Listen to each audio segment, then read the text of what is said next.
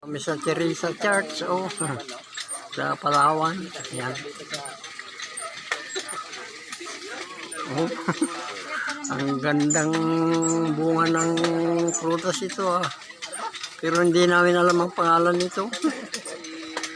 Ginagawa daw kape, miracle fruit ang tawag nila dito Wala, masarap yan. Ay, masarap.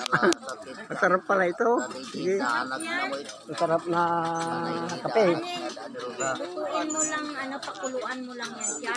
Oo. Tapos, pagkakulo na, igain mo sa lain. Oo. Tapos, palamigin mo na lang yan siya. Bago ilagay mo sa lalagyan. Lagay mo sa freezer. Pagkaumagay naman masarap yan. Ay, masarap. Alam mo, Parang yung juice. Parang juice. Ganun pala. Masarap pala ito, sabi ng isang nanay.